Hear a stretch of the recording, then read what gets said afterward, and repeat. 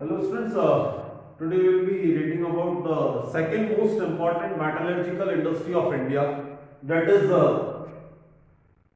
aluminium, the metallurgy of aluminium.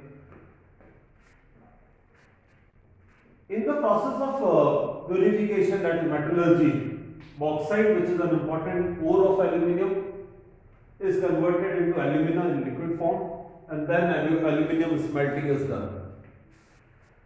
The process is electrolytic refining, and this industry is mainly situated in Orissa, West Bengal,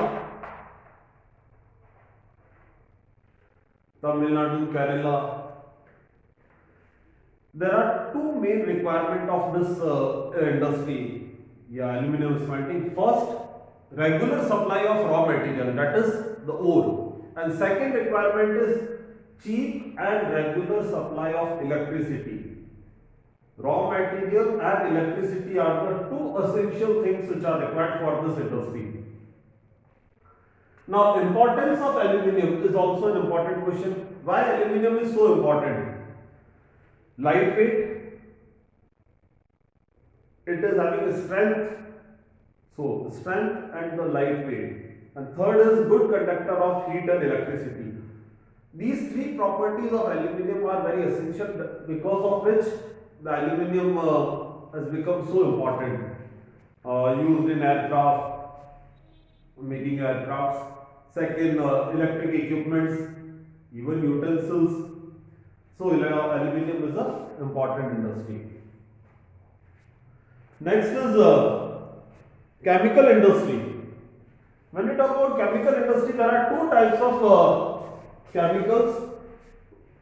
First, organic, and second, inorganic chemicals.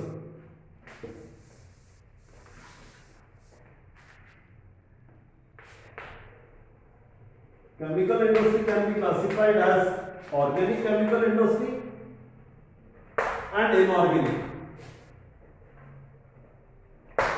Organic chemical both these industries are developing in India. We are having both the industries in India. But organic chemical industry is generally situated near petroleum refineries.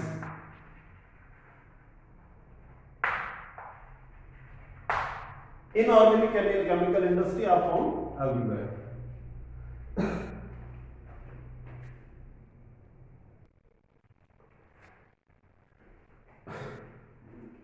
So, chemical industry, we can say 3% is its share in GDP. In India's GDP, the contribution of chemical industry is 3%. It is third largest in Asia and 12th in world. The position of India, third in Asia, 12th in world. Both the organic and inorganic chemical industry is showing good growth. Rapid growth is there. It is both small and large scale. Chemical industry is its own largest consumer. That means a particular chemical is made in this industry is used as raw material in the second industry. So it is its own largest consumer. This is an important sentence, can be asked, because further refining is done in the other industry. So it is its own largest consumer also. Next is fertilizer industry. After green revolution, the demand for fertilizer is continuously increasing. Three main fertilizer: NPK, nitrogen, phosphate, and potash. When we talk about this, like most common fertilizer, urea, nitrogen, phosphatic fertilizer are also needed. Ammonium phosphate, DAP, is also commonly used. Very important. Complex, NPK, all three are also available in some of the complex fertilizers. Nitrogen, we are third largest in world. We are producing sufficient, but potash we totally depend on import. Potash fertilizer, yeah, potash is imported in the country. There are 10 public sector industry in this fertilizer industry, large scale, 10 public sector and one is in cooperative sector. The cooperative sector industry is in Hazira, Gujarat. Hazira, Gujarat, cooperative sector. Rest 10 are in public sector. The demand has increased after green revolution. Agriculture is totally dependent on this. Clear?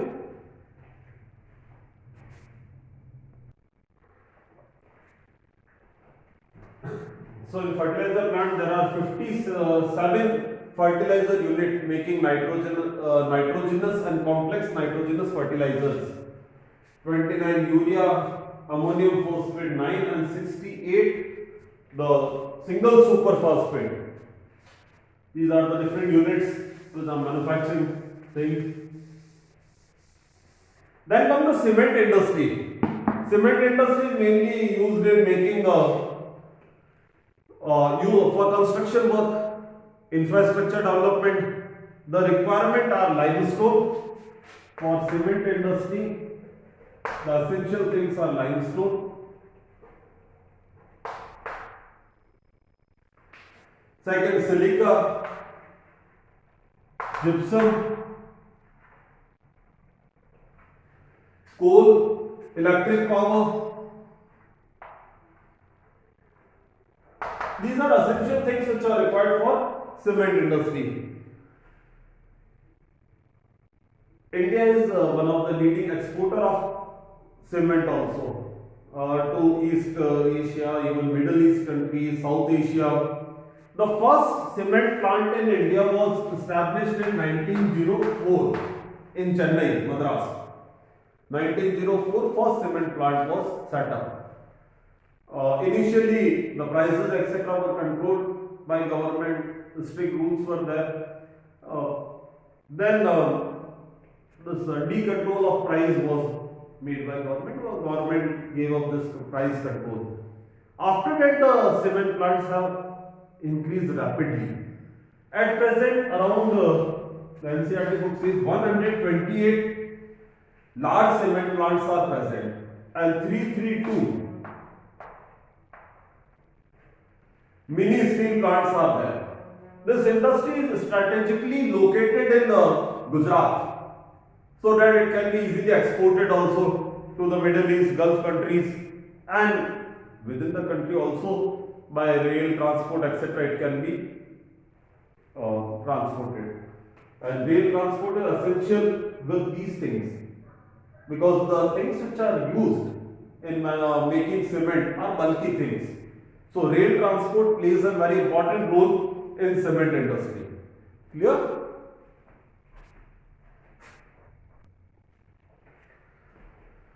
Now next is automobile industries. Automobile industry has seen a rapid development in last 15 years due to the foreign investment, technology, globalization, etc.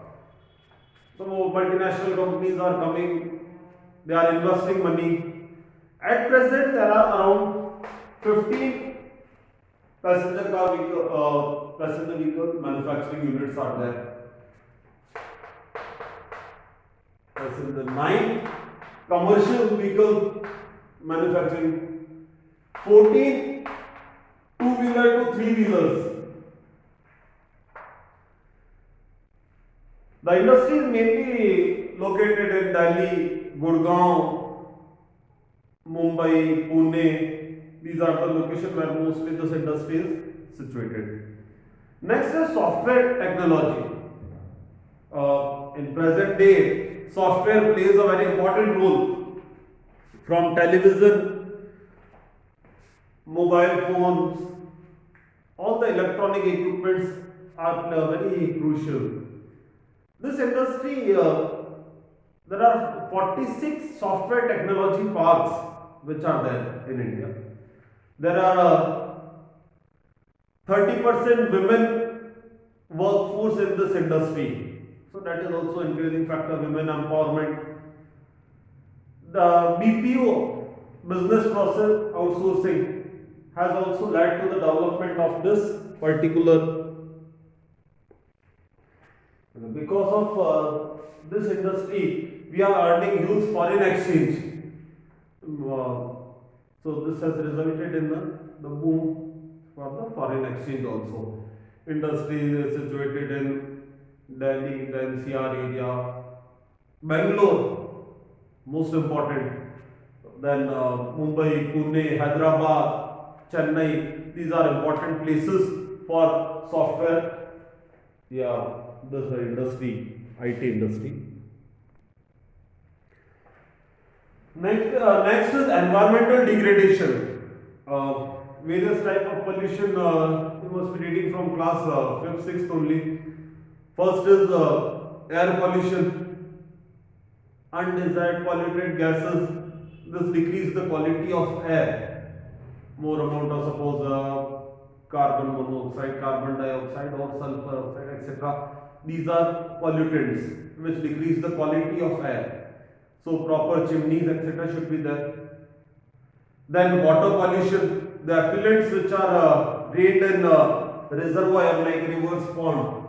So first is air pollution, next is water pollution, third is noise pollution. Industries cause lot of noise pollution also. That is also a big problem. And one more is thermal pollution. Thermal pollution, the thermal word means heat. The hot water, etc. from industry is drained into reservoirs. So this will increase the temperature and it will harm the aquatic life. So these are the types of pollution. Now how it can be controlled? This is one of the most important question of the chapter.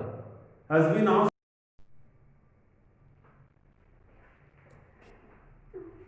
So how these type of pollution can be controlled? So for this, first should be minimize use of water. That can be done by recycling water. The water which is used, it can be recycled again and again. Proper treatment. Second, rainwater harvesting. If we are using the rainwater, it can be the best source. Rainwater is purest form. And second, along with rainwater, many effluents also reach the reservoir. So that can be one method by collecting the rainwater in underground tanks, etc. and it can be used. Third is proper treatment. The treatment in NCERT, it says there are three methods: primary, secondary and tertiary. Primary method, mechanical treatment like sedimentation, etc. Second is biological treatment. Biologically also water can be treated, the effluents can be treated. And third is tertiary, in which biological, chemical and physical treatment can be given. Second is NTPC shows the way. In NCERT book you must have seen on the last page it is given NTPC, National Thermal Power Corporation. NTPC says that optimum utilization of equipment resources should be there. Like it says that the machines or tools which are used should be proper. The proper tools can be used. Second, minimum waste generation. The technique should be such which generate less and less waste material. So if wastage is less, waste material, the byproducts are less. That means less pollution will be there. Green pads can be used, like if industry, suppose the town is situated here and the industries are situated here. Here green belt can be produced, that is trees etc. can be planted. So this area will be the green belt. So it will affect less. And near the industry also, if the trees are planted, it will decrease the pollution. Then recycling is very important. Recycling of water, the waste material. And last is proper database should be managed. Ecological database for all the power stations. It is related to thermal power, where more amount of coal is used.